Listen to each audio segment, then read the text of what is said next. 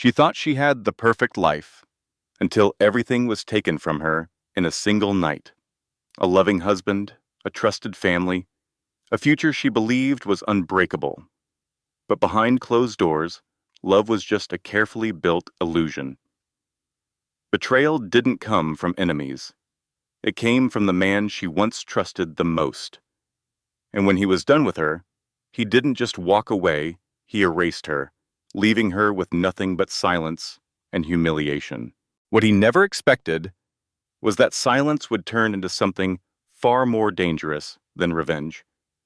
Because the woman he discarded didn't disappear. She returned, not as a victim, not as someone broken, but as the wife of a mafia boss who rules from the shadows, where loyalty is life and betrayal is a death sentence. And this time, she's no longer begging to be loved, she's deciding who gets to survive. This channel explores the world of mafia boss power dynamics, where some people are born to dominate, and where the street teaches lessons no classroom ever could. We don't tell crime stories.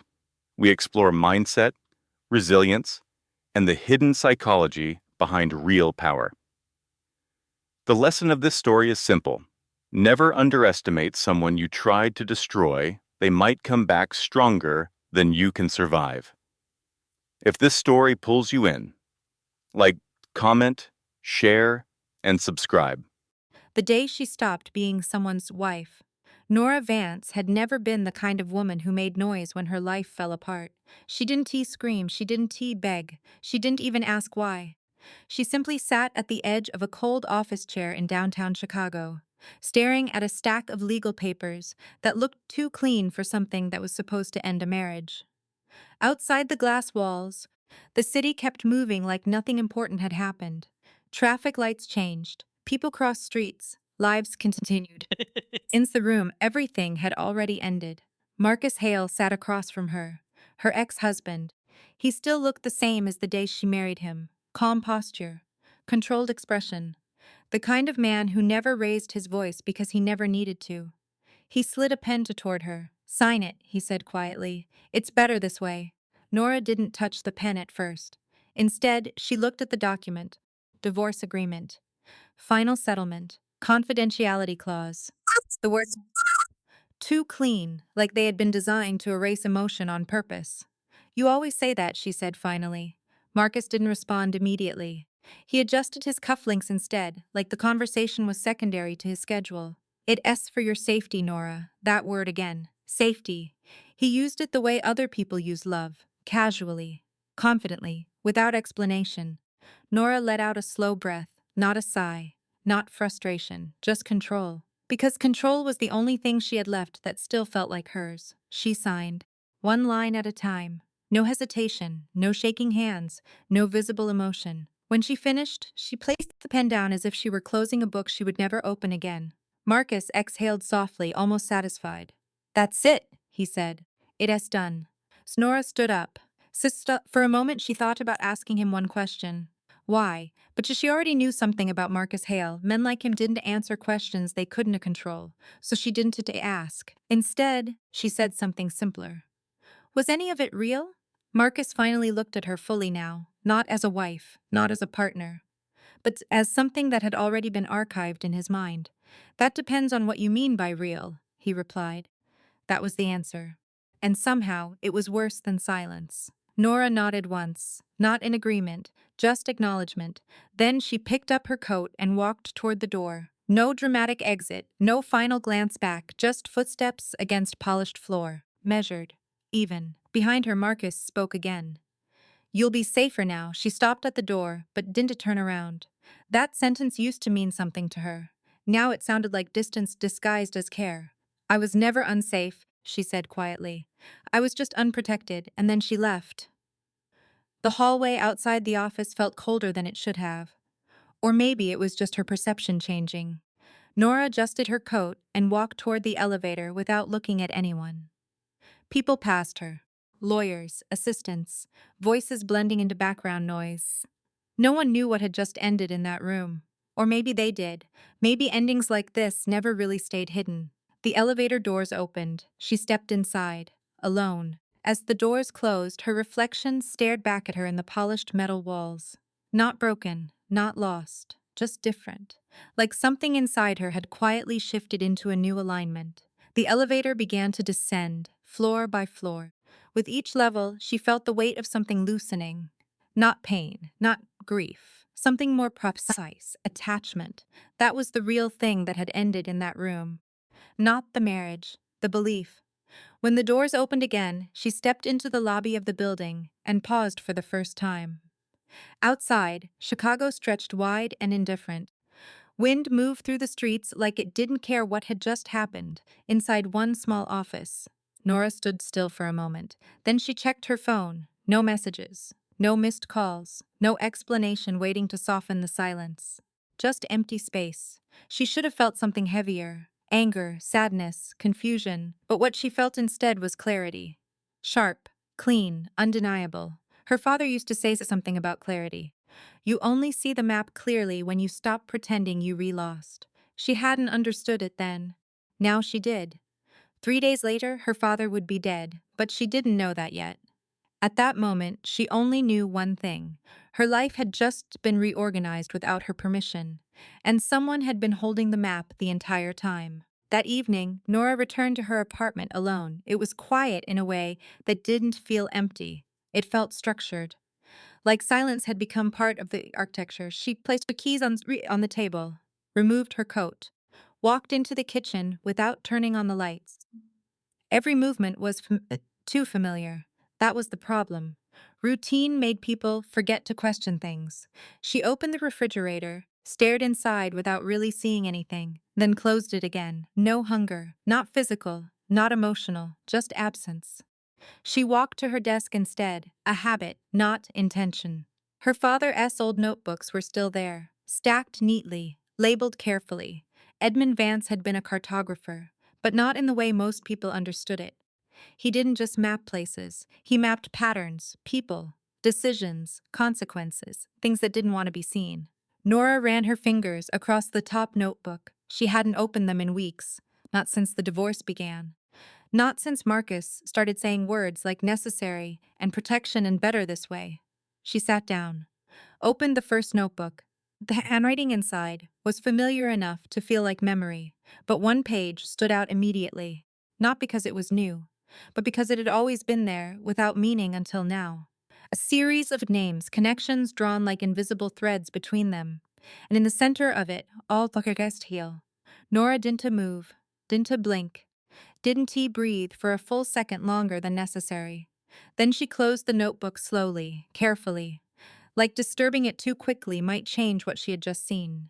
Her mind didn't jump to emotion. It jumped to structure, patterns, timing's a sequence. If Marcus was connected to this network, then the divorce wasn't a separation. It was extraction. She stood up slowly, walked to the window.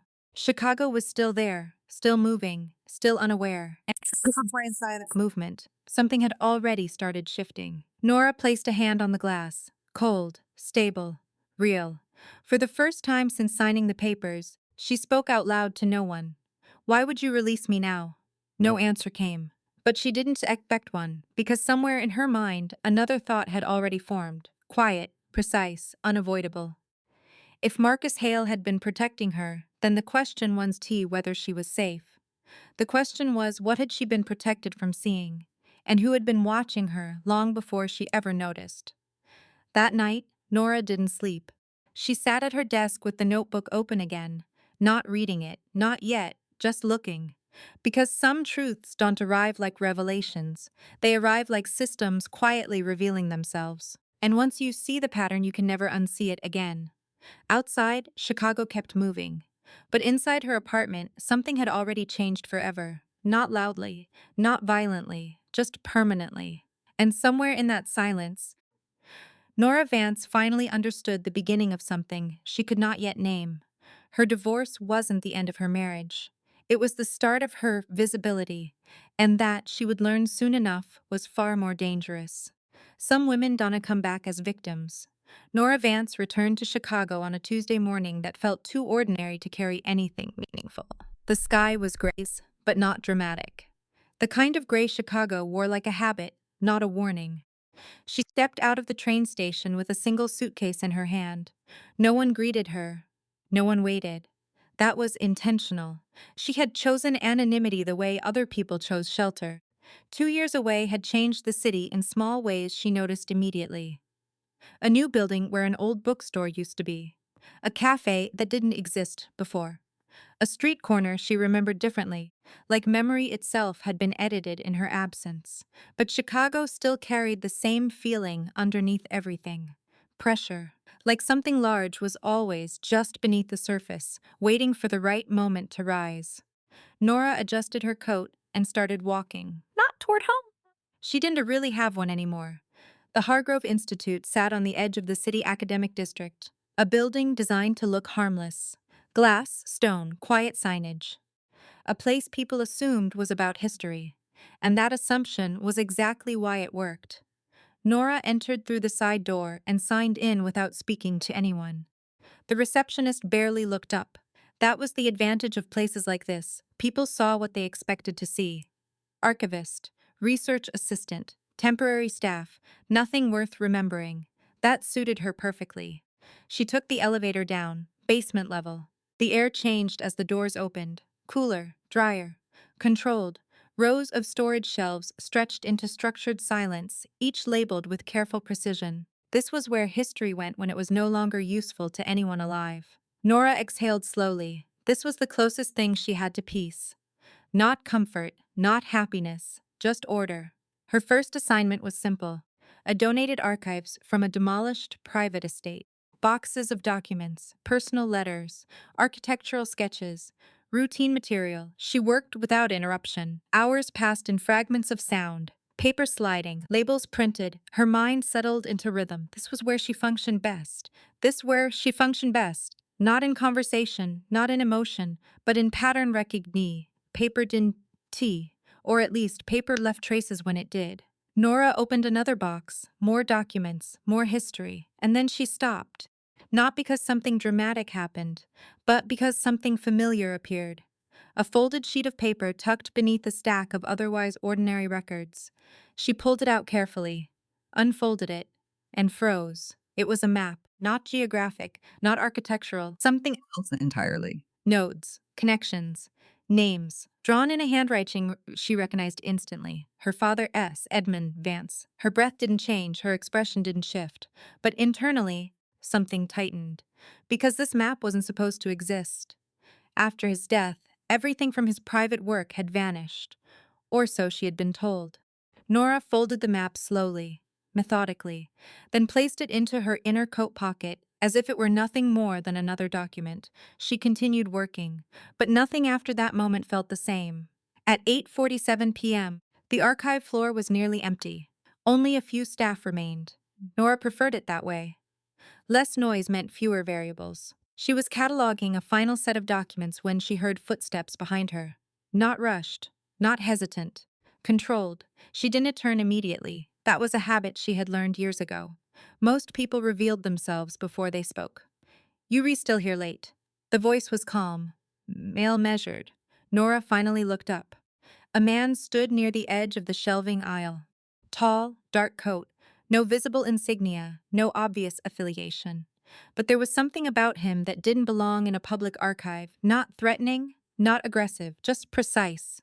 Like someone who had learned how to exist without being noticed until necessary. "I finish what I start," Nora said. A pause. Then the man stepped closer, but not too close. Respecting distance in a way most people didn't think about. "I've seen you here before," he said. "That S not unusual." "No," he agreed. "But you unusual." Nora closed the folder in front of her. "Most people think that S a compliment. It depends on who's saying it." Silence stretched between them. Not uncomfortable. Just waited. Nora studied him now more carefully. There was no name badge, no phone visible, no administrative presence, only observation. "You not staff," she said. "No." "Then why are you here?" He didn't answer immediately. Instead, he looked at the shelves around them, at the archive itself, like he was reading the building instead of the person. I come here because this is where things are stored," he said finally. "That's what archives are for." "No," he replied quietly. This one is different. That made her pause, because he said it like he knew something she'd tea, and Nora Vance did tea like gaps in information. What's this your name? She asked. A brief silence. Then Callum Reyes. The name didn't mean anything at first, not in a direct way, but something about the way it was said made her remember something her father once wrote. Not a name, a warning. People who understand everything are rarely safe to know. Nora closed the folder in front of her. Are you here for research? Callum looked at her for a moment longer than necessary. No, he said. I am here for you. The words should have triggered alarm. They didn't. Instead, Nora felt something else.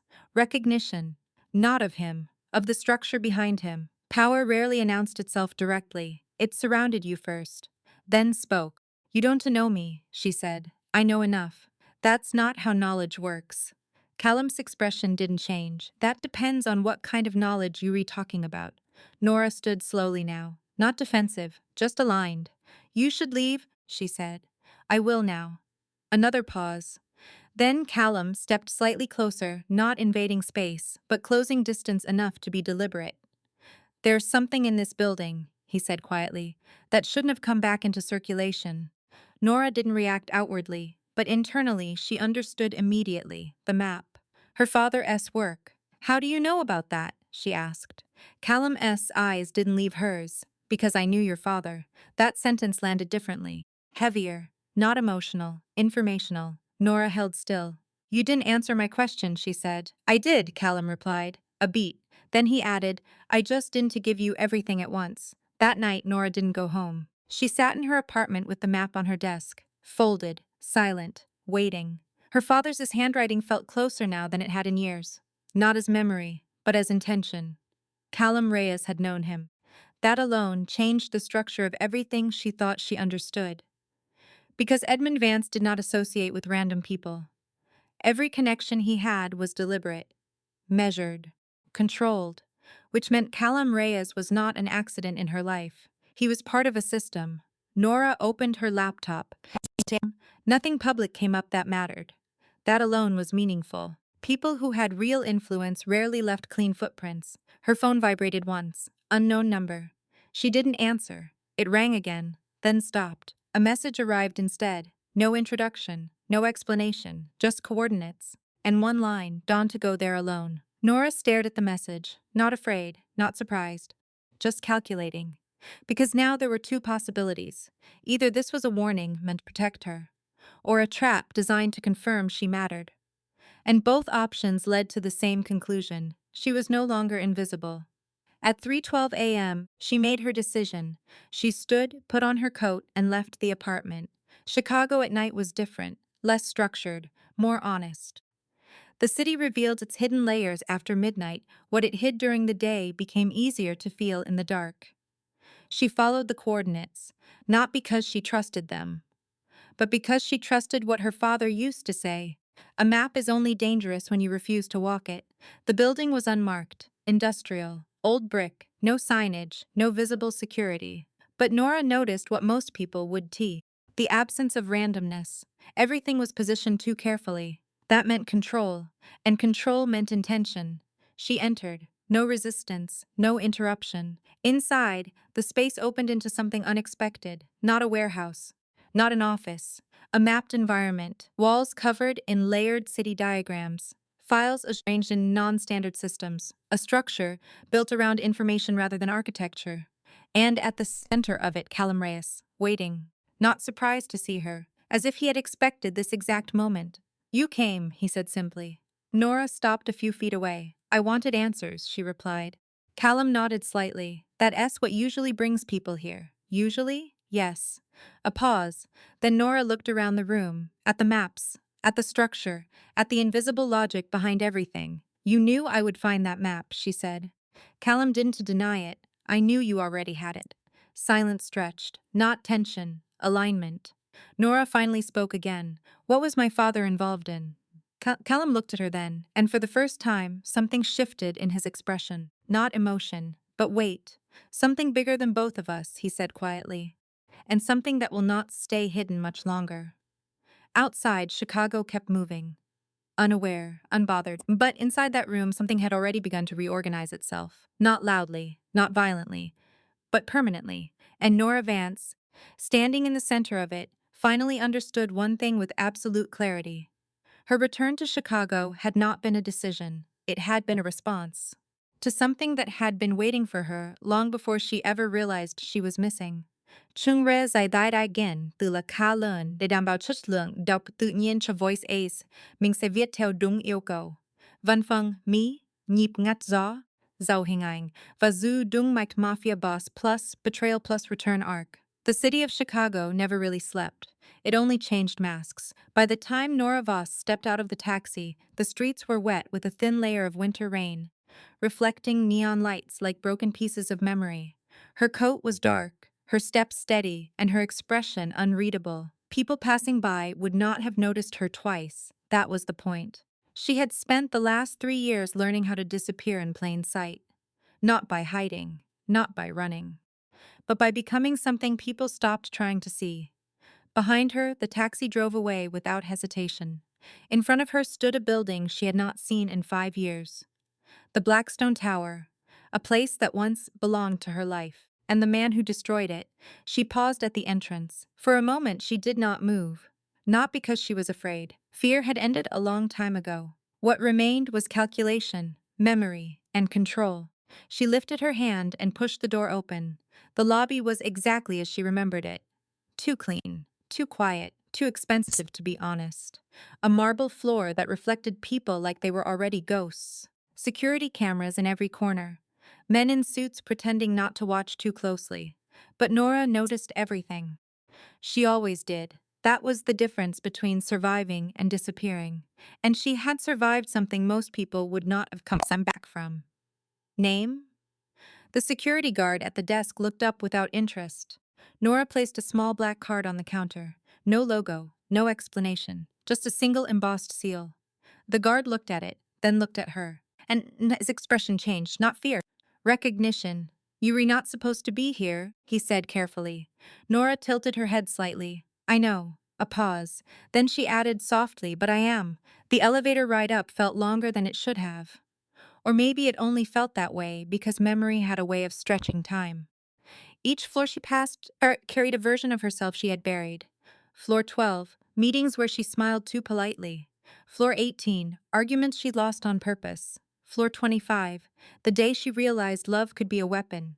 And then floor 33, the top, where he waited, the doors opened, and the air changed. There was always a difference at the top, not physically, emotionally. Power had its own temperature, cold, controlled, heavy. The hallway was dimly lit, lined with glass walls that showed the city like a kingdom of lights beneath them. At the end of it, a door. Closed. No guards. No noise. Just silence that felt too intentional to be peaceful. Nora walked forward, each step steady, each breath measured. She raised her hand and knocked once. Come in. The voice on the other side was calm, not surprised, not curious, as if he had been waiting, as if time had already told him she would return. Nora pushed the door open and stepped inside. He was standing by the window, not sitting, not behind a desk, standing, like a man who never fully trusted chairs. He was older than she remembered, or maybe she was simply different now. Time had changed them both, but some things remained unchanged. The way he turned slightly before speaking, the way his presence filled the room without effort, the way silence bent around him instead of breaking him. He did not smile. He never did when it mattered. You came back, he said. Nora closed the door behind her. I didn't come back, she replied. A pause. I came forward. That made him look at her more carefully, not as a memory, but as something present, something unpredictable, something no longer owned. You know why I called you, he said. Nora walked further into the room. No hesitation, no permission needed. I do. Another pause. Then she added, You want the truth I buried. His eyes narrowed slightly. I want what you promised me before you disappeared. Nora stopped, turned to face him fully. The distance between them was no longer emotional. It was tactical, measured, dangerous. I didn't disappear, she said quietly. You left him, he replied. A beat. And I don't forgive abandonment. That word landed heavier than intended. Not anger, not accusation, history. Nora studied him. the man who once controlled half the underground financial networks in the Midwest. A man people did not name loudly. A man her ex-husband once feared more than prison. A man who had once been her protector and her ruin. "You never asked why I left," she said. "I didn't need to," he replied. That honesty surprised her. She tilted her head slightly. "That was your first mistake." Silence. Outside, the city moved like nothing important was happening. Inside, something irreversible was beginning.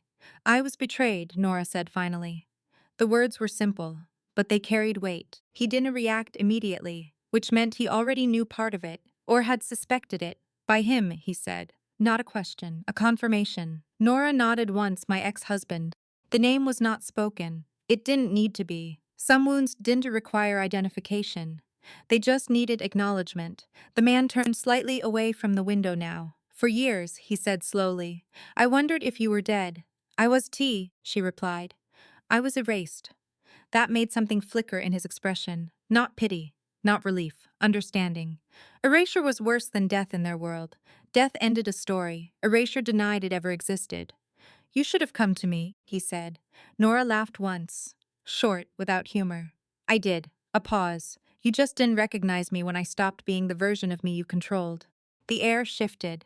That was not accusation. That was truth. And truth in their world was always expensive. He walked toward her now, slowly, not threatening, but deliberate, like a man closing distance with information rather than emotion. "You read different," he said. "I had to be," she replied. Another pause.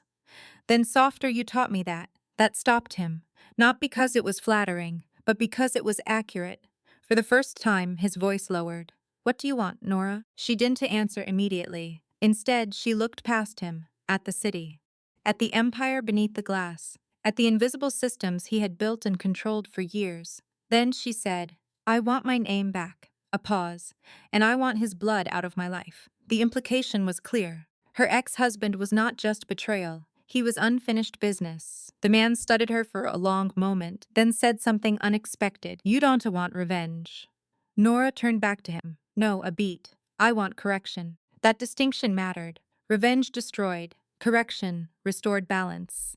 Even if that method was the same. He nodded slowly. "Then you'll need more than anger." "I know. And more than intelligence, I know that too." He stepped closer now, close enough that the air between them felt charged. "What you re-asking for will make you a target again." Nora met his gaze without blinking. "I already am." A pause. Then, quieter, "I never stopped being one." Something changed in him then. Not softness, not vulnerability, but decision. He had always been a man who chose carefully, and now he was choosing again. "You understand what joining me again means?" he asked. Nora answered immediately. "It means I stop running." A pause, "and I stop pretending I was ever free." Silence. Longer this time. He nodded once. "Then you were not asking to return?" Nora shook her head slightly. "No. I am asking to belong." That word hung in the air longer than expected. Belonging in their world was not comfort, it was alignment, commitment, risk. Ownership without chains, or chains without ownership, depending on who held them. He turned back toward the window. For a moment, he said nothing. Then, "Your ex-husband won T-stop." "I know. He has allies." "I know. He will use your past." Nora stepped closer. "I don't have a past anymore." A pause. "I have a direction." That was the moment he finally smiled. Not warmly, not kindly, but with recognition. Like a strategist, seeing another strategist across a battlefield. "You've become dangerous," he said. Nora replied without hesitation. "I learned from the best." Silence again. Then he said, "Then welcome back. Not as a guest, not as a prisoner, but as something else. Something equal, something dangerous, something chosen." Nora turned slightly toward the door, but before leaving, she paused. "One more thing," she said. He looked at her. "Yes?" Her voice lowered. "If he comes for me again," a beat. "I want to be alone this time." The man nodded once. Neither approval nor warning, just acknowledgement. "Good," he said. "Then neither will he." Nora left the room without looking back. The door closed behind her, soft, final. Outside, the city still moved, unaware, uninterested. But something had shifted beneath its surface. Something that would not stay hidden for long. Inside the office, the man returned to the window. And for the first time in years, he opened a drawer. Inside was a file. Empty. Waiting. At the top of it, a single name was written. Not her ex-husband, not a rival, not a target. Just one word, Nora. And for the first time in a long time, he began to plan not for control, but for war. Chicago had a way of pretending it was innocent in the daytime. At night, it stopped pretending. Nora Voss stood outside the courthouse steps, watching people come and go like nothing in the world had ever broken them. Lawyers, clerks, witnesses. Liars in expensive coats. She used to be one of them, back when she still believed the law was a wall strong enough to protect people. Now she knew better. The law was just another door. And doors could be opened from the wrong side. Her phone buzzed once. Unknown number. She didn't answer immediately. Instead, she watched a man across the street. Black coat, still posture, too still. People who didn't want to be noticed always moved slightly wrong. She had learned that from someone who taught her how to see everything. Callum Reyes. The man she had returned to. The man she still did not fully trust. The phone buzzed again. She answered. A voice came through. Calm. Familiar. Too familiar, Nora. Her entire body went still. Not fear. Recognition. The kind that hurt more than fear. Because fear was survival. Recognition was memory. And memory meant something had survived the years it shouldn't have. You shouldn't be calling me, she said, a soft chuckle on the other end. I thought we were past pretending you still follow rules. Nora stepped away from the courthouse crowd. Her voice dropped. Say what you want. A pause. Then I want a meeting. She closed her eyes briefly. Of course he did. Men like him never wanted closure. They wanted access. Control dressed up as conversation. No, she said simply. A pause, that should have ended it. But it didn't, hey. Because men like him never respected endings. I think you'll change your mind, he said.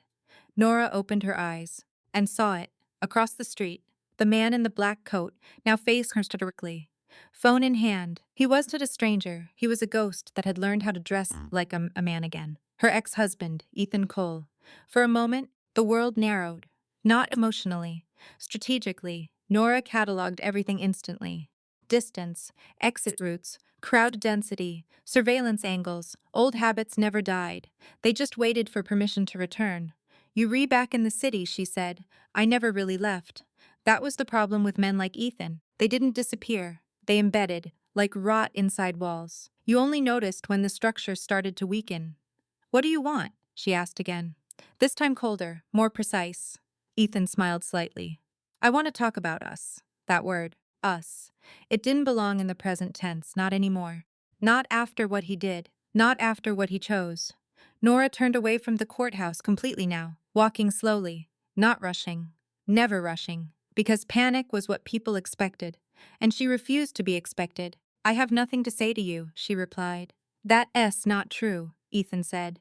You always have something to say. A pause. Then softer, you just stopped saying it to me. That hit differently.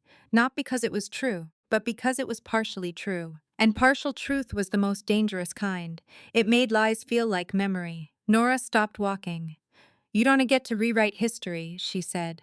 I am not rewriting it, Ethan replied.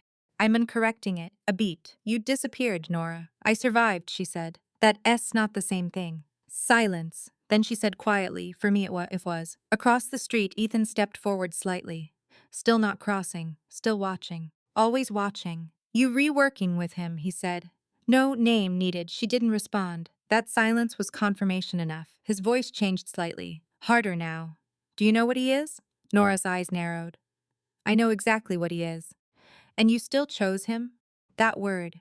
Chose. As if everything was still a decision she owed him an explanation for. Nora exhaled slowly, then said, I didn't choose him. A pause. I chose truth. That landed differently. Even from across the street, she saw it register. Ethan didn't like truth, because truth was not negotiable, and he had always preferred negotiation.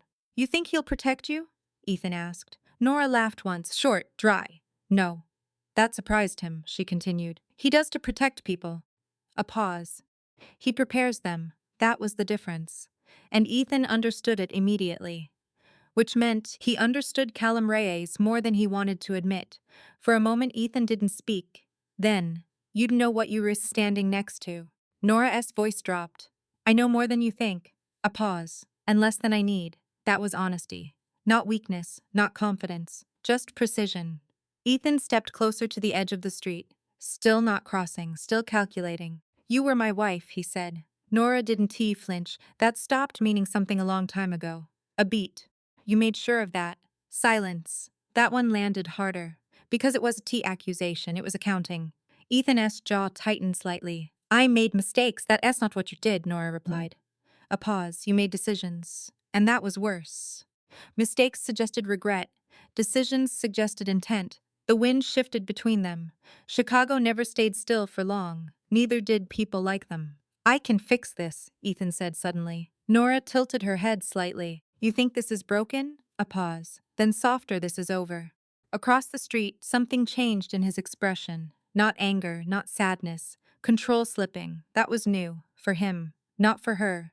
She had seen it before, right before people lost everything. You think he is different? Ethan asked. Nora didn't answer immediately, because the truth was complicated. Calavreas was not safe, he was not soft, he was not redemption, he was something far more dangerous. Consistency. He's honest about what he is, she said finally. Ethan almost laughed. That's what you think honesty is. Nora's voice sharpened slightly. Yes.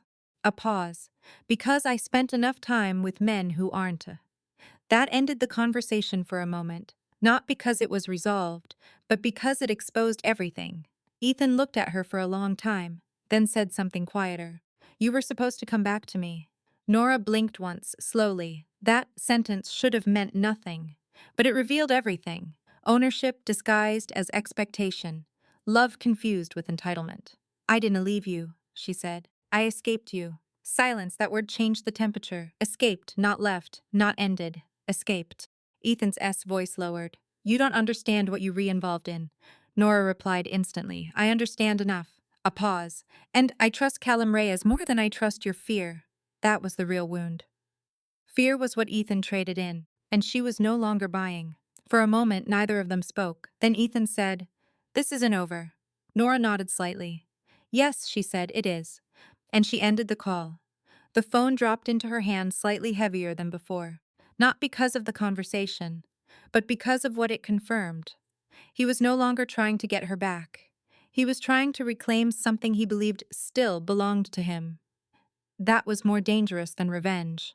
That was possession. When she turned around, she saw it. The black car at the corner. Too clean. Too still, not random. Never random. Ethan wasn't just calling her, he was positioning. Her phone rang again. This time, Callum Reyes. She answered immediately.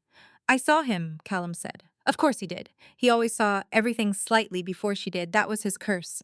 And his advantage. How long? Callum asked. Just now, she replied. A pause. Then his voice changed slightly. Do not engage alone. Nora almost smiled. I wasn't planning to, a beat. That new, he said, listening to instructions. Nora looked at the street again. I'm learning silence on the line. Then Callum said something. So I said, he moving pieces. I noticed another pause. Then come in. Not a request, not a command, a direction. Nora exhaled slowly. I'm not hiding again. I'm not asking you to hide, Callum replied, a beat. I'm asking you to stand where I can see you. That landed differently. Not control. Positioning. Protection through visibility. That was his language. Nora looked at the courthouse behind her, then at the street ahead, at the life she used to belong to, at the life she was building now. I'll meet you at the tower, she said. A pause. Then Callum, dawned to be late, and the call ended. She stood there for a moment longer, watching the city move. Watching Ethan's car disappear into traffic. Watching the past pretend it still had authority. Then she walked forward, not back, not away. Forward. And somewhere across the city, Callum Reyes was already moving pieces on a board she was only beginning to see. Not to control her, but to prepare for the war she had just walked back into. Because betrayal never ended when it was discovered. It only changed shape. And in Chicago shaped, things always cut deeper. Chicago changed its weather the way it changed its stories, without warning, without apology. That morning, the city looked almost soft. Snow falling in thin sheets over glass towers, melting before it could decide where it belonged. Nora Voss stood at the window of the Hargrove Institute archive room, watching it happen like she was studying a map that refused to stay still. Behind her, the files from the basement were still open on the table. Unresolved, unfinished, unforgiving. She had not slept, not really. Sleep, for her, had become something conditional. something negotiated with exhaustion rather than invited by peace. And tonight, exhaustion had lost the negotiation. Her mind kept returning to the same name, Senator Harold Westbrook, a name that didn't belong in any public narrative, a name that existed only in gaps. And gaps, she had learned, were never accidents, they were design. The door behind her opened quietly. No announcement, no hesitation. Callum Reyes entered like he always did, as if the space had already made room for him before he arrived. He didn't speak immediately. He never wasted words on mornings that already carried too much weight. Instead, he placed a small paper cup on the table beside her. Coffee black, no sugar. Exactly how she took it. That detail should have felt intimate. Instead, it felt like documentation.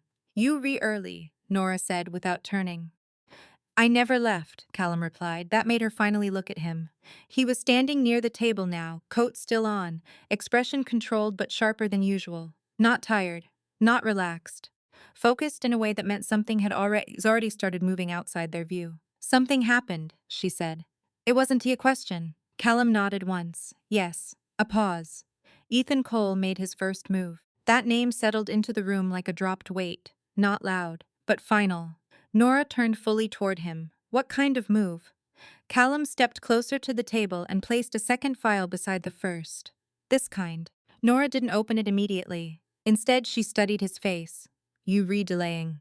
Callum met her gaze. "I am sequencing." That answer meant more than it sounded like. In his world, sequence was everything.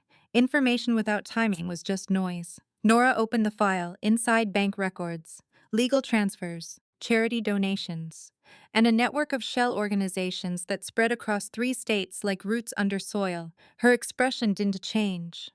But something in her eyes tightened. Recognition, not surprise, pattern confirmation. "He's laundering legitimacy," she said quietly. Callum nodded. He's building a version of himself that cannot be questioned. Nora flipped another page. "And the senator?" Callum answered immediately. "Is funding it." That was the real structure, not crime, architecture. Power disguised as legality. Nora closed the file slowly. "He's not just trying to get me," she said. Callum's voice lowered slightly. "No. He's trying to isolate you from credibility entirely." That was worse than exposure. That was erasure with paperwork. A long silence stretched between them. Snow continued falling outside. Soft, indifferent. Like the city was unaware of the war building under its surface. Or maybe it had simply seen too many wars to care. Nora finally spoke again. "Where is Ethan now?"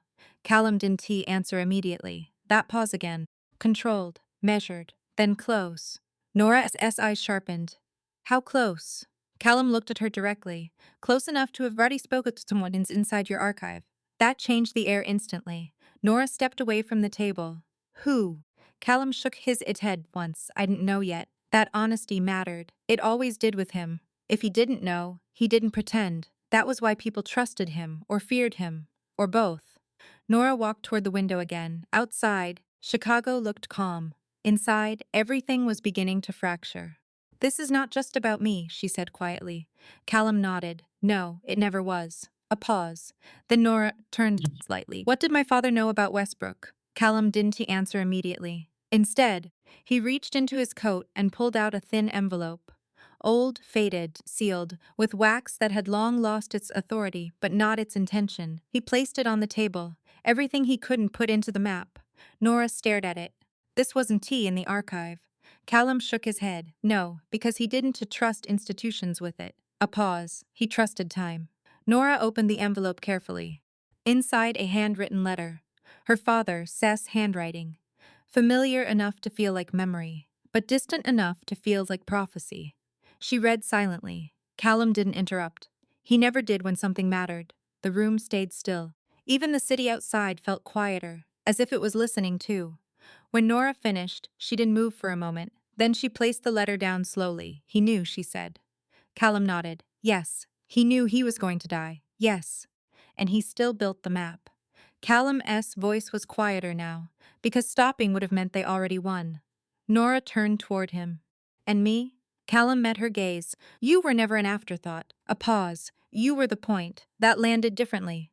Not emotionally, structurally." Before Nora could respond, her phone vibrated, one time. Then again. Unknown number. Callum's eyes shifted immediately. Dawn to answer, he said. Nora looked at the screen, then answered anyway. Miss Voss. The voice was unfamiliar, but controlled, professional, dangerous in its politeness.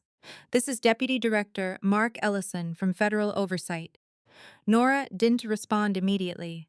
Callum stepped closer, listening without touching the phone. We need to speak with you regarding materials currently held at the Hargrove Institute, the voice continued. Nora's expression didn't change. What materials? A pause, the Westbrook files. That confirmed everything. Too fast, too precise, too informed. This wasn't the inquiry. This was containment. Callum leaned slightly closer. Nora kept the phone steady. I have anything under that name, she said calmly. A pause. Then the voice replied, You do now, and the line went dead. Silence filled the room instantly. Not calm silence. Operational silence. The kind that happens right before systems shift into action. Nora lowered the phone slowly. They re-moving faster than expected, she said. Callum nodded once. Yes, a pause. Because Ethan is not acting alone anymore. Nora turned toward him. You think Westbrook is aware? Callum answered carefully. No. But his network is. That was the real danger. Not one man, not one senator. A system that corrected itself when threatened. Nora exhaled slowly. So we re-inside it now. Callum met her gaze. We've been inside it since the beginning. A pause. We just didn't have the full map yet. Nora walked back to the table. She placed her hands on the files, then looked at Callum. What's the next move? Callum didn't hesitate. We stop reacting. A pause. We start shaping the sequence. That was his language again. Control through timing. Nora studied him for a moment, then said, Ethan will come directly next. Callum nodded. Yes, and when he does. Callum's voice dropped slightly. We stop treating him like a variable, a pause, and start treating him like exposure. That word changed the room. Exposure meant removal, not destruction, containment through revelation, truth as a weapon. Nora nodded slowly, then picked up her coat. I want to see him, she said. Callum didn't respond immediately. That pause again. Longer this time. Then no, simple. Nora looked at him. That was a suggestion. Callum stepped closer. It was a warning. A pause. He wants reaction, and you want me to avoid giving him one. Yes. Silence stretched again. Snow outside had turned heavier. Chicago blurred slightly behind the glass. Nora finally spoke. If I don't face him, he controls the narrative. Callum shook his head slightly. No. If you face him alone, he controls the timing. That distinction mattered, more than most things did. Nora exhaled slowly. Then what do you propose? Callum looked at her for a long moment, then said, We let him come to us. A pause. And this time, we don't meet him as individuals. Nora studied him carefully. You re-changing the structure. Callum nodded. Yes, a pause. Because he already changed it first. The room felt different now. Not heavier, but aligned. Like pieces shifting into positions they had been designed for long before anyone understood the game. Nora picked up the Westbrook letter again. This is bigger than betrayal, she said quietly. Callum nodded. Yes, it always was. She looked at him, and you still stayed in it. Callum met her gaze. I didn't stay. A pause. I adapted inside it. That distinction mattered more than she expected. Nora placed the letter down, then said, Then we stop adapting. Callum raised an eyebrow slightly. We start ending it. A long silence followed. Then Callum nodded once. Agreed. Outside, Chicago kept falling snow like nothing was happening. Inside the archive room, two people stood at the edge of something that was no longer personal. It was structural. And structures, once understood, did not stay intact for long. Callum picked up his coat. Nora did the same. Neither of them spoke for a moment. Then Callum said quietly, He is going to come for you directly. Nora nodded. I know. A pause. And this time she added, I want to be alone. Callum looked at her. And neither will he. They left the room together, not as allies, not as lovers, something more dangerous than both. Aligned intent. And outside, Chicago waited unaware it had already been mapped and was about to be rewritten. Chicago was quiet in the way a loaded gun was quiet, not peaceful, just waiting. Nora Voss stood in the archive basement of the Hargrove Institute, her gloved fingers resting on a stack of sealed folders that had arrived under no official record. No sender, no explanation, just history that refused to stay buried. The fluorescent lights above her flickered once, then steadied. She didn't look up. People who survived betrayal learned early that distractions were often invitations, and invitations were never safe. Behind her, footsteps stopped at the edge of the stairwell. She already knew who it was before she turned. Callum Reyes didn't announce himself. He never needed to. His presence did that for him. "You didn't sleep," he said. Nora didn't look at him immediately. "I slept enough. That is not an answer. It is for me." A pause, then she finally turned.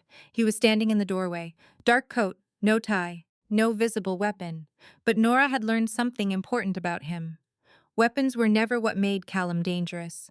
Information was, and silence was just another form of it. "What is this?" she asked, gesturing toward the folders. Callum stepped closer. "Pieces of your father's final structure." Nora's eyes narrowed slightly. "You said there were 7 locations." "There were." "And?" He met her gaze, "and someone else found the 8th. That changed the air instantly, not fear. Pressure." Nora walked to the table and opened one folder. Inside, photographs, bank transfers, political signatures, names she recognized. And names she should not have recognized yet. Her breath slowed, not because she was shocked, because she was confirming something she had already suspected. "This isn't just corruption," she said quietly. Callum nodded once. "No, it's a system." Yes, a pause. Then softer, "And your father mapped the architecture of it." Nora closed the folder slowly. "So did you." Callum did deny it. That was the difference between him and everyone else. He did lie to survive. He adapted. A long silence stretched between them. Then Nora spoke again. "Ethan is connected to this." It wasn't a question. Callum nodded. "He is adjacent." That S not an answer. It S the correct one. Nora exhaled slowly. "You re-avoiding classification." Callum stepped closer to the table. "I am avoiding assumption." That mattered. Assumptions killed people faster than bullets in their world. Nora looked at him. "You knew him before me," she said. Callum didn't respond immediately. That pause was answer enough. "Yes." A beat. "How much?" Callum's voice lowered slightly. "Enough to know he never stopped believing you belonged to him." That word again. Belong. Nora's jaw tightened. People don't belong to people. Callum met her gaze. They do when they mistake control for love. The room felt smaller now, not physically, emotionally, like the walls had begun listening. Nora turned back to the files. "Why now?" she asked. Callum stepped beside her. "Because he's accelerating." Nora didn't look up. "I noticed that." "He's no longer trying to get you back," Callum continued. "He's trying to reframe your existence." That made her stop. Slowly. "Reframe?" Callum nodded. "He's not attacking you as a person." A pause. "He's attacking your credibility." That was worse. Because credibility was what made truth survive in systems like this. Nora opened another file. Inside a photograph, her. From 3 years ago. Outside a courthouse. Talking to someone she didn't recognize. The image was taken without her awareness. She felt something cold settle in her chest. Not fear. Violation. "He's been watching me longer than I thought," she said. Callum didn't deny it. "He's been building a narrative." Nora looked at the photograph longer, then closed it. Carefully, deliberately. "He's to make me unreliable." "Yes. And you?" Callum turned slightly toward her. "I want to make you untouchable." That landed differently. Not romance, not protection, strategy. Nora finally looked at him fully. "You not my husband," she said quietly. Callum didn't react to the word. "You rewrite." A pause. "I'm not your ex either." Another pause. "I'm the person standing between you and everyone who wants to decide what you are." That was the truth. And truth, when spoken clearly, had weight. The lights flickered again, this time longer, then steadied. Somewhere above them, the building shifted with late-night maintenance and distant traffic vibrations. But down here, time felt sealed, preserved, like the archive itself. Nora walked to the center table and spread the files out. "Show me everything," she said. Callum didn't move immediately. Instead, he studied her. Not like a man evaluating emotion, like a strategist measuring readiness. Then he nodded and opened his own folder. Inside were notes, not printed, handwritten, systems of mapping, connections between names, events, timelines. Nora recognized the structure instantly. It mirrored her father's logic, not identical, but evolved, refined through experience, pain, survival. "You learned this from him," she said. Callum didn't look up. "I learned it beside him." A pause. "Not from him." That distinction mattered. Nora understood that immediately. Learning from someone implied hierarchy. Learning beside someone implied partnership. A quiet beat passed. Then Nora spoke. He trusted you. Callum finally looked at her. I don't think he trusted anyone. That was honest and painful. Because men like Edmund Voss didn't trust. They calculated risk. Nora moved closer to the table. Then why you? Callum's voice lowered. Because I didn't to try to stop him from seeing what he needed to see. A pause. And because I didn't to pretend the world was cleaner than it is. That was the core. Not loyalty. Alignment. The room went quiet again. Then Nora said something softer. He left me his work. Callum nodded. He left you the responsibility. That word felt heavier. Responsibility. Not inheritance. Not gift. Burden. Choice. Nora looked down at the files again. There's something missing, she said. Callum didn't ask what she meant. He already knew. There always is, he replied. Nora's eyes narrowed slightly. You found it. A pause. Callum didn't deny it. Yes. That single word changed the temperature again. Nora turned fully toward him. What is it? Callum hesitated. For the first time. That hesitation mattered more than words. Then he said, Your ex-husband isn't T the origin. Nora blinked once. What does that mean? Callum stepped closer. It means he's not the source of this system. A pause. He is a participant. Silence. That reframed everything. Nora exhaled slowly. Then who is the source? Callum didn't answer immediately. Instead, he placed a final file on the table. No label, no name, just a seal. Old, official, governmental. Nora stared at it. Then, at him. You retelling me this goes higher than politics. Callum nodded once. Higher than you want to believe. A pause. And deeper than your father could fully map. That was the first real crack in the structure. Even Edmund Voss had limits. Nora touched the file, but didn't open it. Why give this to me now? Callum's voice was quiet, because Ethan is going to force it open anyway. A beat, and I would rather you control what falls out of it. That was the difference. Not protection. Preparation. Nora finally opened the file, inside a name, one she did not recognize, but one that made Callum's expression change slightly when she read it aloud. Senator Harold Westbrook, she said. Callum nodded. The original architect. Silence. Nora closed the file slowly. This is what my father was mapping. Yes. And Ethan? Callum's answer was immediate. He trying to inherit it. That was the real betrayal. Not personal. Structural. Power passing hands through manipulation instead of merit. Nora stepped back from the table.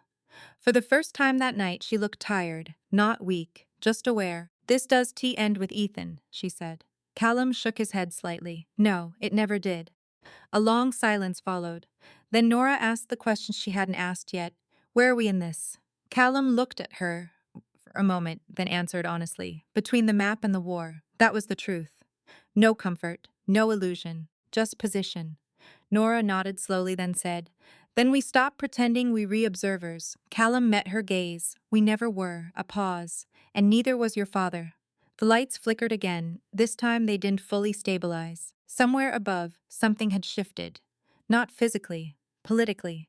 The system was reacting. Callum closed the folder. We don't have much time, he said. Nora nodded. I know. A pause. Then she added, Ethan, one stop. Callum's voice was quiet. No. He'll escalate, yes. And when he does, Callum looked at her directly. We make sure he escalates into something he cannot control. That was containment. Nora studied him for a long moment, then asked, Do you still think I should have stayed away? Callum didn't answer immediately. Then, no. A pause. But I think staying away would have been easier. That honesty cut deeper. Then comfort. Nora walked toward the stairs, then stopped. Without turning around, she said, If we do this, there's no going back. Callum's voice followed her. There never was. She turned slightly, just enough to see him. And you okay with that? Callum looked at her for a long moment, then said, I stopped being okay a long time ago. A pause. I just started being effective instead. Nora nodded once, then walked up the stairs. Callum remained below, watching the files, watching the system, watching the beginning of something neither of them could fully predict anymore. And somewhere above them, Chicago kept pretending it was just a city, while beneath it, everything was already shifting. Quietly, irreversibly, and dangerously close to collapse. The night the city finally decided to show its teeth, the rain came down like it had been waiting for permission. It was to the kind of rain that cleansed anything. It was the kind that blurred streetlights, turned asphalt into black mirrors, and made every shadow feel like it was thinking. Inside the penthouse overlooking downtown, she stood by the glass, without moving. Her reflection looked unfamiliar now. Not because she had changed overnight, but because the version of her that once believed in safe love, in loyal vows, in the idea that marriage could shield her from the world was gone. Buried somewhere between betrayal and survival, behind her the room was quiet, too quiet. And in their world, quiet rarely meant peace, it meant preparation. The door clicked softly. He entered without announcing himself. He never needed to. He was not a man who demanded attention. He was a man who bent it toward him, the mafia boss. To the city's underworld, his name carried weight like a loaded weapon. To her, it carried something more complicated, danger wrapped in restraint. Power softened only when he looked at her. "You didn't sleep," he said. "It wasn't a question."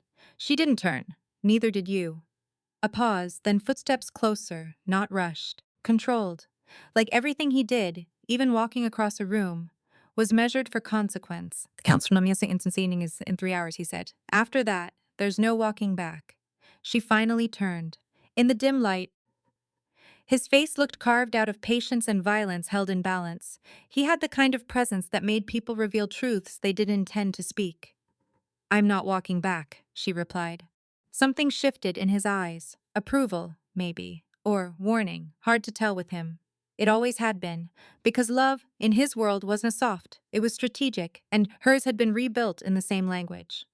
The betrayal had not broken her in the way people expected. It had reorganized her. That was the mistake her ex-husband made, assuming she would collapse. Instead, she studied. She listened. She learned what power really meant when it was tea dressed up as romance or stability. And when she returned, she did not return as a victim. She returned as something far more dangerous. A woman who understood the architecture of control. The council hall sat beneath the city like a buried spine of corruption and order pretending to be separate things. Men filled the long table, dawn leaders, financiers, enforcers dressed in tailored suits that cost more than most people's homes. They spoke in low tones, each word calculated, each silence armed.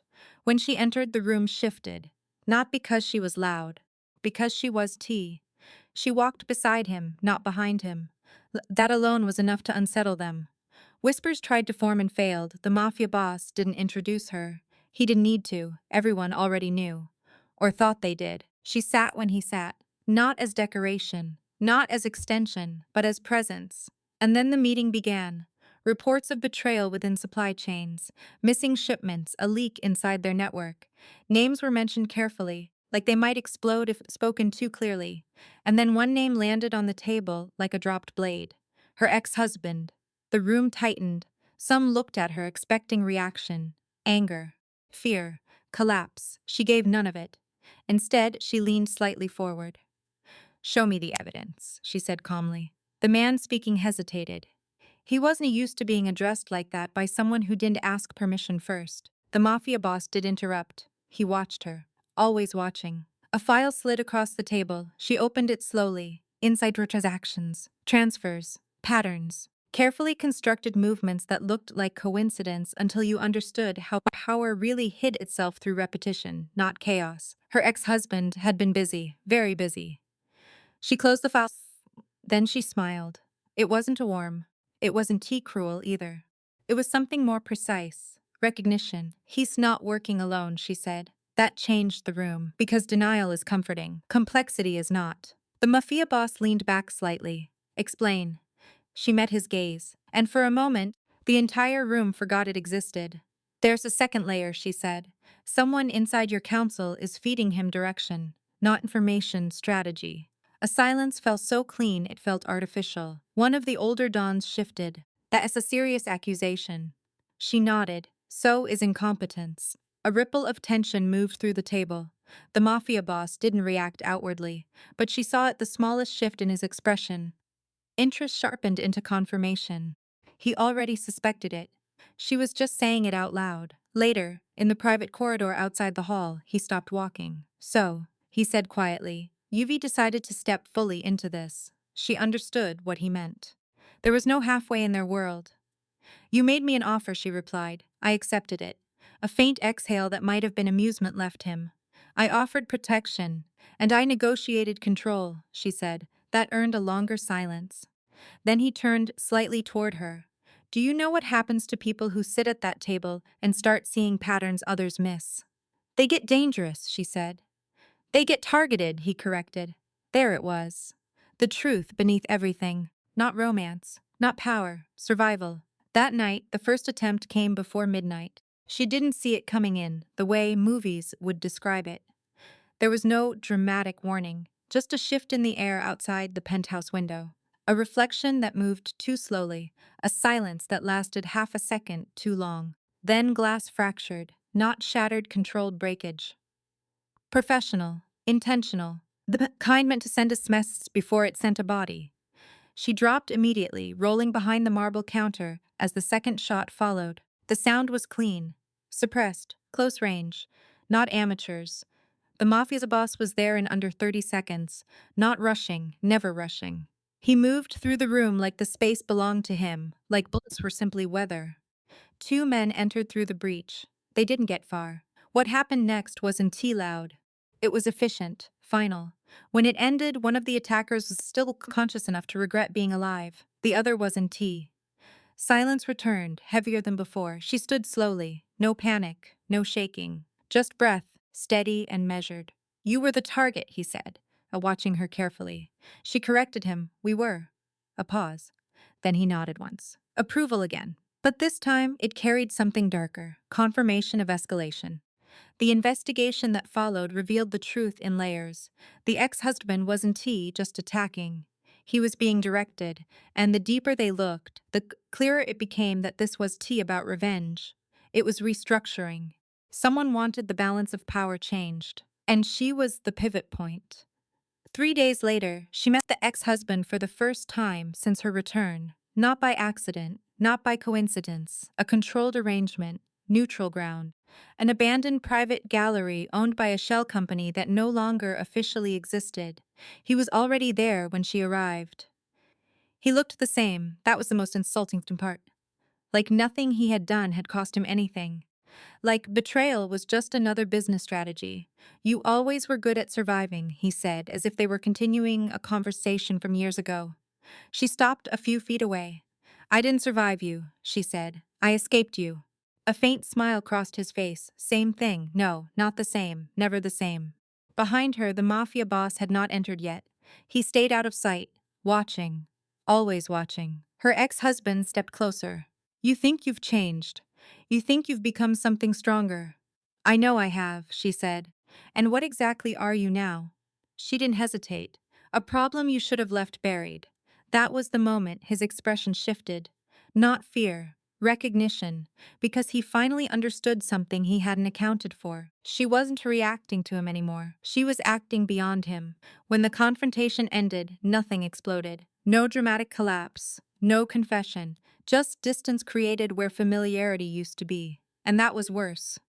Because it meant the war was no longer personal, it was structural. That night, back at the penthouse, the mafia stood near the window while she removed her coat. You didn't kill him, he said. I didn't need to, she replied. A pause. You could have. She looked at him then. I am not trying to become him, she said quietly. Something in that landed deeper than they expected. Because in their world, power often demanded imitation of brutality. She was refusing that equation. He walked toward her slowly. Not as a threat, not as comfort. Something in between. You understand what comes next? He asked. Yes. Then you also understand you intend to be untouched by it. I don't intend to be untouched, she said. That made him stop. Because there was no fear in her voice. Only acceptance of cost. And that was the moment he understood her fully. Not as someone he protected, not as someone he controlled, but as an equal force moving through the same storm. Outside, the rain continued. But now it sounded different. Less like chaos, more like consequence settling into place. And somewhere Sidon's unseen hands began to reposition themselves. Because power had noticed a shift, and once the balance begins to tilt, it never does so quietly. Not in their world.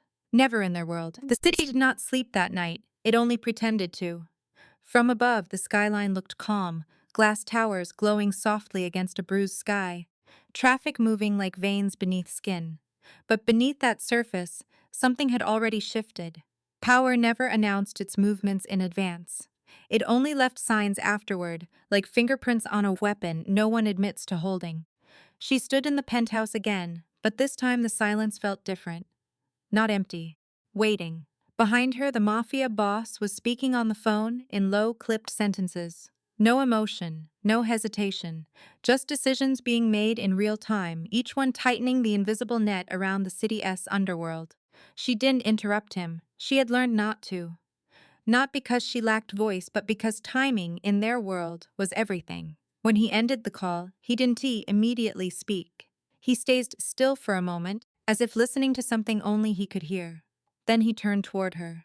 "They moving faster than expected," he said. She nodded slightly. "That means they scared." A faint pause. "No," he corrected. "It means they think they still control the pace." She looked at him then, "And do they?" A quiet silence followed.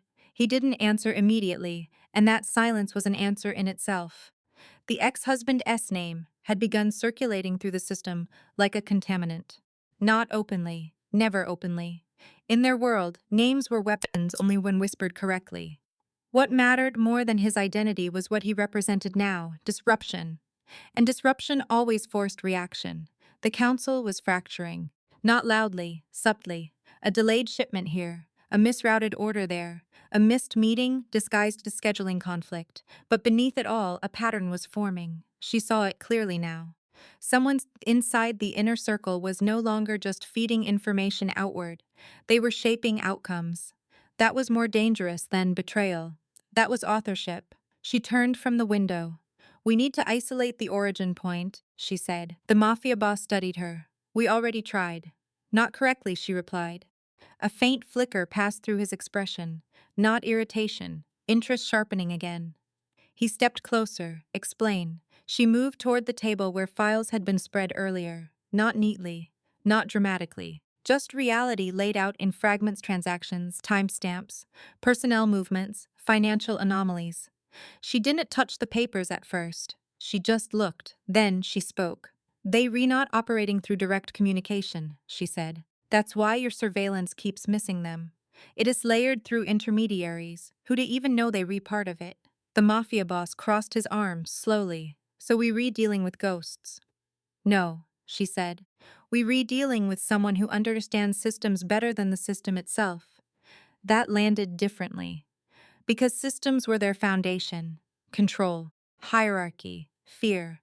If someone understood those better than the people who built them, then nothing inside was safe. Not even the center. Hours later, she found herself alone in the private study. It was not unusual. The mafia boss often disappeared into operational silence when pressure peaked. He trusted her enough now not to question her presence in his absence. Or perhaps he was observing her, even when he wasn't visible. That thought no longer unsettled her. It had become part of the architecture of her awareness. She opened a sealed folder left on the desk. Inside was something unexpected. Not financial data. Not surveillance. A personal file. Her ex-husband's background, older than the marriage, deeper than she had ever been shown. She read slowly. Not because it was complex, but because it revealed something more uncomfortable. Consistency. He had always been like this. Strategic, detached, patient. The betrayal hadn't been an accident of emotion, it had been alignment. That realization didn't hurt, it clarified. And clarity in her new life was sharper than pain. A knock came at the door. She didn't look up. "Come in." The mafia boss entered. He saw the file immediately. "You shouldn't be reading that alone," he said. "I'm not alone," she replied. That made him stop briefly. Then he closed the door behind him. "What did you find?" he asked. She closed the folder gently. He was never improvising. "I know." "No," she corrected. "You suspected," I confirmed. A pause. He leaned against the edge of the desk. Not casual. Controlled rest. And that means we've been responding to a plan that started long before we noticed it." His gaze sharpened. "How long?" She hesitated, then answered honestly. "Years." That single word changed the temperature in the room, because it meant patience beyond their assumptions. It meant foresight that had already absorbed every reaction they thought was their own. The mafia boss exhaled slowly. Then we stop reacting, he said. She looked at him. And start anticipating, a faint nod. But there was something else now. Not fear, not doubt. Recognition that the game had expanded beyond their original rules. The first real internal fracture happened at 2:14 a.m., not in the council chamber, not in public, in a logistics hub 3 districts away. She wasn't physically there when it happened, but she felt it almost immediately. The delay in communication, the distortion in response time, the absence of expected confirmation. She turned toward the city map displayed across the digital wall. A single node blinked red, then another, then 3 more. The system wasn't failing, it was being redirected. She grabbed her coat. "We move," she said. The mafia boss didn't question her. He followed. They arrived at the site within 20 minutes. It was already too late for prevention, but not too late for understanding. The warehouse was intact. That was the first wrong detail. No explosion, no visible breach. Just silence where activity should have been.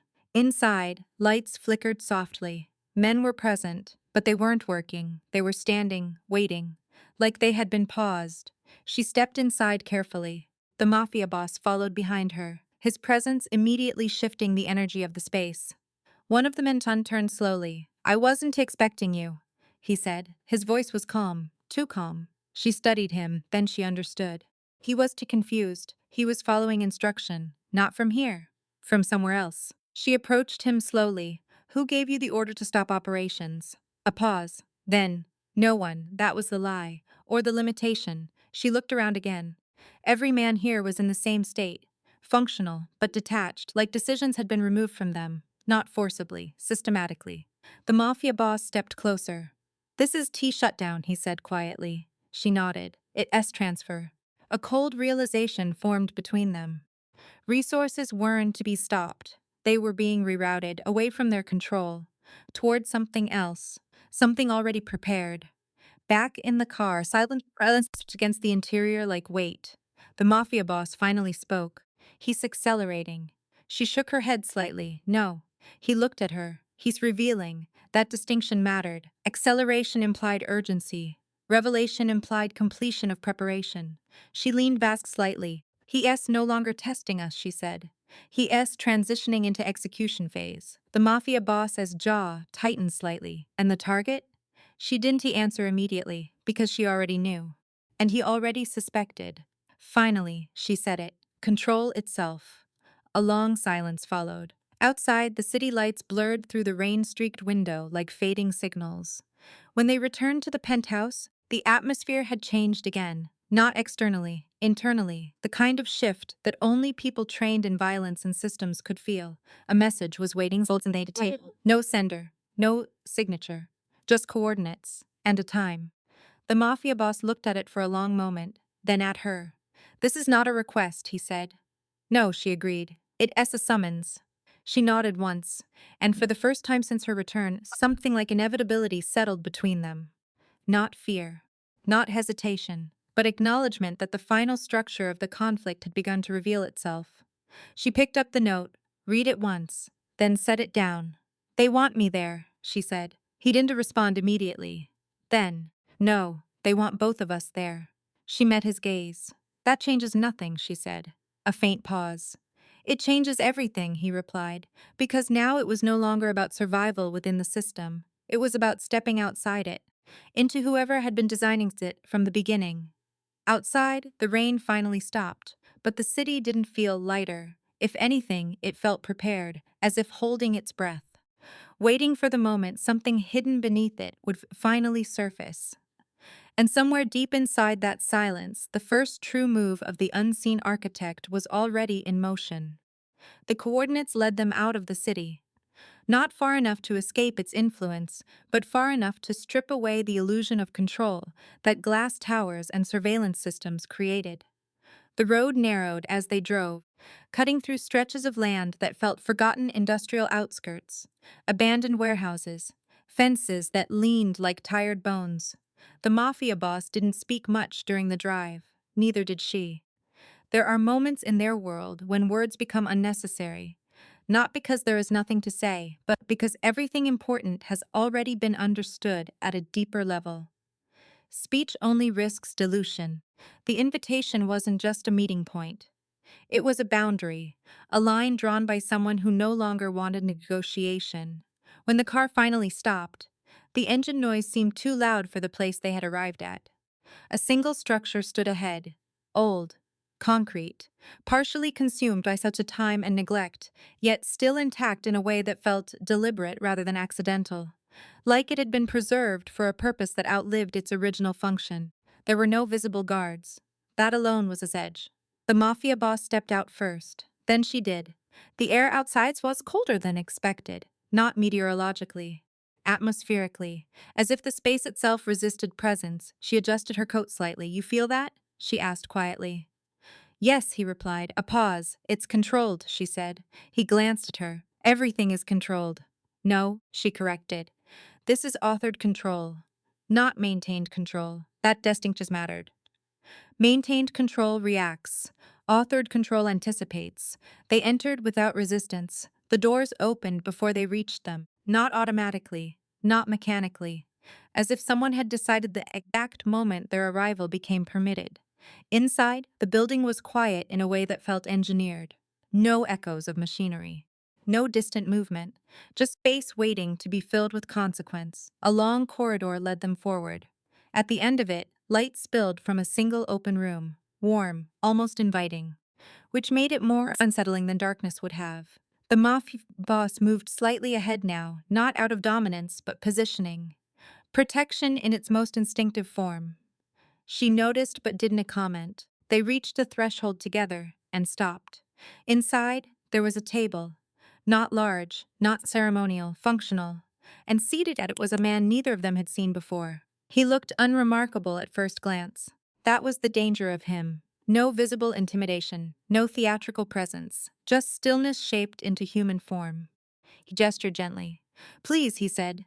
Sit. The mafia boss didn't move. She did. That alone changed the dynamic in the room, because acceptance is its own form of power. The man smiled faintly. I expected hesitation. She looked at him. Then you miscalculated. A soft exhale that might have been amusement. Or you've adapted faster than anticipated it, he said. The mafia boss finally spoke. Who are you? The man's gaze shifted toward him slowly. That question is less important than what I represent. Answer it anyway, the mafia boss said. A pause. Then, I am the correction. Silence followed. Not dramatic silence. Structural silence. The kind that forms when something foundational is named aloud for the first time. She studied him carefully. You've been inside the system? She said. Yes. And outside it. Also yes. The mafia boss narrowed his eyes slightly. That S, not possible. The man tilted his head slightly. Only if you believe the system is closed. That was the first real fracture in the conversation, because systems, in their world, were always assumed to be self-contained. Controlled ecosystems of power, corruption, loyalty, and fear. But he was describing something else. Yeah. Something porous, something editable. She leaned forward slightly. You did invite us here to explain philosophy. No, he agreed. I invited you here because your structure is reaching a decision point. The mafia boss voice hardened. We don't to take instructions. The man nodded once. You already are. That landed differently. Not as insult, as observation. She felt it too, the subtle truth underneath their recent movements. The way every action they had taken in the last cycle had already been accounted for in advance. Not predicted loosely but incorporated. She exhaled slowly. You've been steering outcomes, she said. I've been aligning them, he corrected. The mafia boss stepped closer to the table now. And my organization? A faint pause. An instrument, the man replied. A flicker of something dangerous passed through the mafia boss' expression. And her? He asked, glancing briefly at her. The man's gaze shifted to her again. She is not an instrument, he said. She is an anomaly. That word mattered. Anomaly implied unpredictability. And unpredictability, in structured systems, was either eliminated or elevated. She met his gaze directly. You've been watching me, yes. For how long? Long enough to understand you don't behave like the rest of your environment. The mafia boss glanced at her briefly. That look carried something unspoken, recognition, or concern. Hard to tell which mattered more. The man stood slowly, not threatening, not cautious, deliberate. "You've both been operating under the assumption that control is ownership," he said. "But control is only direction." The mafia boss responded immediately. "We own our territory." "No," the man said calmly. "You occupy it." A silence stretched again. She spoke this time. "If this is about restructuring power, why involve us directly?" "Because restructuring without resistance is meaningless," he said. That answer revealed more than it intended. This wasn't just correction. It was validation through opposition, a system redefining itself through pressure. Outside the room, faint movement could be heard, not footsteps, not machinery, something softer, like distant repositioning of unseen personnel. The mafia boss noticed it too. "So this is a test," he said. "No," the man replied. "Tests assume outcomes. This is observation." "Of what?" she asked. The man looked at her longer this time. "Adaptation under full awareness." That phrase shifted the air slightly, because awareness changes behavior, but full awareness removes excuses. She leaned back slightly. "You engineered the conflict with my ex-husband," she said. A pause. "Yes." The mafia boss turned toward her slightly. That revelation landed heavier than expected. She didn't react outwardly, but something inside her aligned into clarity. "So he was never the source," she said. "He was a vector," the man corrected. "And the council? Environment. And us?" "Response mechanisms." The mafia boss's voice dropped slightly. "You turned people into variables." The man nodded once. Yes, there was no apology in that answer. Only design. She stood slowly now, not aggressively, not cautiously, just with understanding. "And what happens now?" she asked. The man regarded her carefully. "Now I determine whether you integrate or resist." The mafia boss stepped closer to her instinctively, not blocking, positioning. She noticed that too. So did the man, and that small detail seemed to interest him more than anything else so far. Because it was T-Power responding. It was alignment. She looked at the man again. "Zuri, assuming compliance is the end goal," she said. "It is the optimal outcome." "For you," she corrected. A faint pause. Then something subtle shifted in his expression. Curiosity deepened. "Yes," he admitted. She nodded slowly. "That's your mistake." Silence again. He studied her now, not as subject, but as deviation. The mafia boss finally spoke. "If we refuse?" The man didn't hesitate. "Then you become the variable that must be resolved." A simple statement, not threat. Outcome. That was the difference. She turned slightly toward the mafia boss, and for a moment, the entire structure of their relationship built through violence, trust, calculation, and survival became visible in a single glance. No fear, no dependency, just understanding of shared consequence. He nodded once, barely perceptible, but clear. She turned back to the man. "I have a question," she said. He gestured lightly. "Ask." "If everything is structured the way you say, then what created you?" That question changed the temperature in the room. For the first time, the man didn't answer immediately. Not because he didn't know, but because the answer carried weight beyond the present conversation. Finally, he spoke. "The same thing that created you," he said. "Loss of trust in systems that failed to protect reality." Silence followed, not heavy, just absolute. The mafia boss exhaled slowly. "That's not justification," he said. "No," the man agreed. "It's origin." She looked between them. And something crystallized. This wasn't a confrontation between good and evil. It wasn't even power versus resistance. It was competing philosophies of control. One built through occupation, one built through reconstruction, and she stood at the intersection of both. Outside, wind moved through the abandoned structure for the first time since their arrival.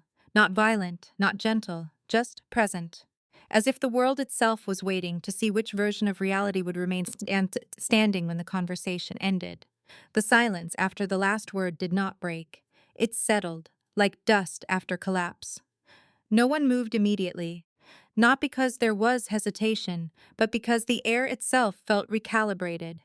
The room was no longer just a meeting space. It had become a pressure chamber where every thought carried consequence. The man they had come to meet remained standing, still calm, still unreadable.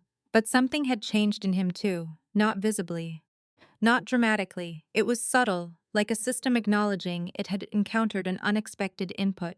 She noticed it first. That was always strength now, not speed, not aggression, but perception.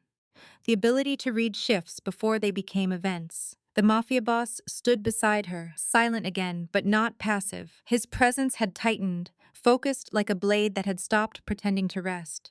She spoke first. "You didn't bring us here to decide if we resist or integrate," she said. The man looked at her. "No," he replied. A pause. "You brought us here to observe whether we understand the terms of survival."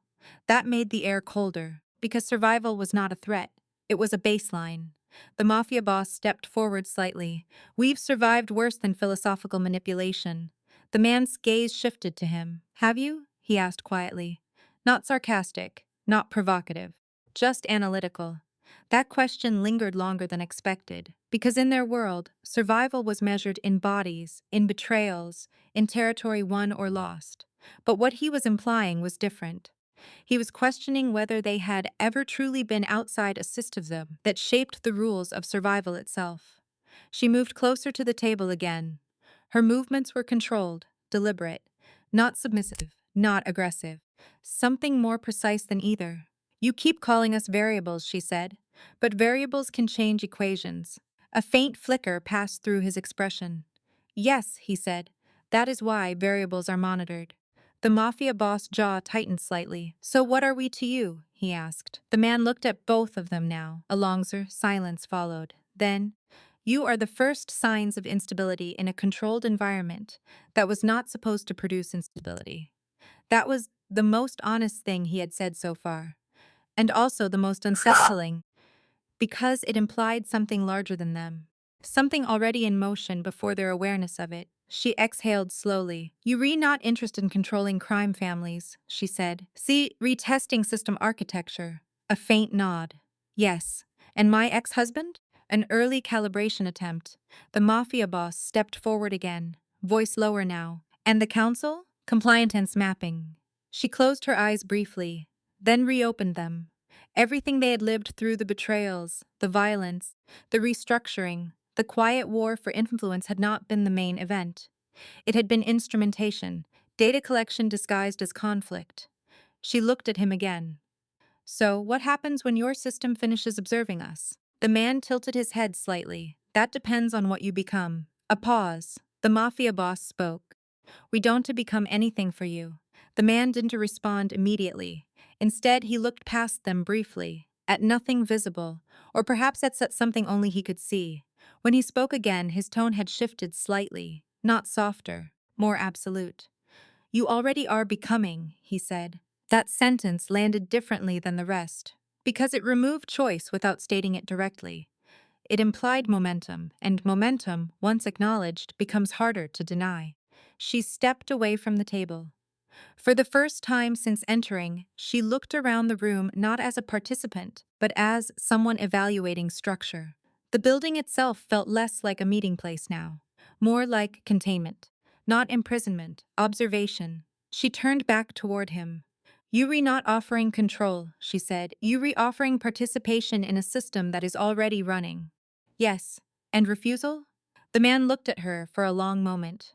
"Refusal still participates," he said. That answer created silence again, because it meant there was no exit that removed impact, only positions within the system. The mafia boss finally spoke again.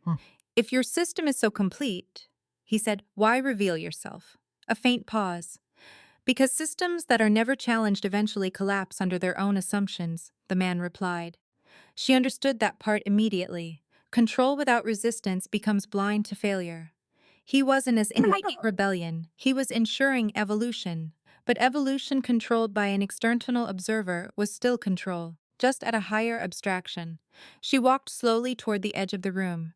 The floor beneath her felt solid but not reassuring. Everything here had the texture of design, even silence, even space, even hesitation. She stopped near the doorway but did not leave. "You said I am an anomaly," she said. "Yes, what makes me different?" The man didn't answer immediately. For the first time, he seemed to be choosing words rather than selecting them. "Most individuals adapt to systems," he said finally. "You reinterpret them." That distinction mattered. Adaptation is survival. Reinterpretation is rewriting. The mafia boss looked at her briefly again. This time there was something else in his expression. Not concern, not doubt, recognition of scale. She nodded slowly. And him? She asked, glancing at the mafia boss. The man followed her gaze. He is structure-bound efficiency, he said, highly effective within known parameters. A faint pause, predictable. The mafia boss didn't react immediately. Then he said, "Everything is predictable until it is tea." A slight silence followed. The man nodded once. "That is correct," he said. That agreement was more unsettling than disagreement would have been, because it acknowledged instability as an eventual certainty. She turned fully toward the mafia boss now, and for a moment, everything outside that space disappeared.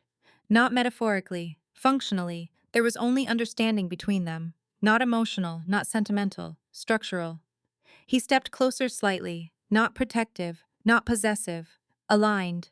She spoke quietly. "This isn't a negotiation," she said. "No," he replied. "It's positioning." He nodded once. That was enough. No further clarification needed. Behind them, the man observed silently, not interrupting, not interfering, just documenting. The interaction itself was data. She turned back to him. "If we accept participation," she said, "what does that actually mean?" The man responded immediately. "It means your actions are no longer isolated," he said. "They become part of a larger recalibration process." The mafia boss narrowed his eyes slightly. "In other words," he said, "we stop owning consequences." "No," the man corrected. "You begin sharing them." That distinction mattered more than anything else in the conversation. Because ownership implies separation. Sharing implies integration. She stepped forward again. "So, we not being eliminated," she said. "We being absorbed." A faint nod. "Yes, and if we refuse absorption?" The man looked at her again. "Then you remain external noise until you are either resolved or irrelevant. No emotion, no hostility, just system logic." The mafia boss looked at her again. This time longer. There was something unspoken between them now. Not decision. Alignment of understanding. She exhaled slowly. "This is hit about winning," she said quietly. "No," the mafia boss replied. "It is about influence over what comes next." He nodded once. She turned back toward the man. "I need one clarification," she said. He gestured slightly. "Ask, if I step into your system fully, do I still have the ability to change it?" A long silence followed, the most important silence so far. The man studied her carefully, then answered. "Yes," he said, "but not alone." That answer changed the weight of everything, because it introduced dependency not as weakness but as structure. Change required participation, not isolation. She nodded slowly, then looked at the mafia boss one last time. No words passed between them this time, none were needed. The decision was already forming in silence. Outside, far beyond the abandoned structure, the world continued moving unaware of what had just been redefined inside it. And somewhere within that movement, unseen systems adjusted slightly. Not in alarm, not in fear, but in recognition. Something new had entered the equation, and now it would have to be accounted for. This work is a creation of the author's imagination, designed to entertain and provoke thought. Any resemblance to real persons, places, or events is purely accidental. The author assumes no responsibility for interpretations that connect fictional elements to real-world entities. This story is not just about betrayal, power, or revenge. At its core, it is about transformation. What happens to a human being when everything they once trusted is stripped away and they're forced to rebuild themselves from nothing? The woman in this story begins her journey in a place many people can relate to. Trust placed in the wrong hands. She believed in loyalty, in love, and in the stability of her life. But betrayal does not only break relationships, it breaks identity. When her ex-husband chose ambition over loyalty and discarded her without remorse, he did not just end a marriage. He attempted to erase her sense of worth. However, the deeper moral truth of this story is that destruction is not always the end. Sometimes it is the beginning of clarity. In real life, people often underestimate the quiet strength that comes from pain. When someone is pushed to the lowest point of their emotional and psychological life, they are faced with a choice: remain broken or rebuild with awareness. The protagonist chooses the second path, not because she is fearless, but because she learns that survival itself requires evolution. Her return as the wife of a mafia boss symbolizes more than power or status. It represents alignment with strength, discipline, and a world where loyalty is not spoken, it is enforced. But even within that world, the real lesson is not violence or dominance. It is awareness. Understanding that power, when misused, destroys trust. And trust, once broken, can never be restored to its original form. This story also challenges the idea of revenge. True strength is not simply about returning pain to those who caused it. Instead, it is about becoming someone who no longer needs validation from the past. The ex-husband's greatest downfall is not that she returned stronger, but that he never understood the consequences of underestimating another human being's capacity for growth. On a deeper level, this narrative teaches emotional responsibility. Every action in relationships carries weight.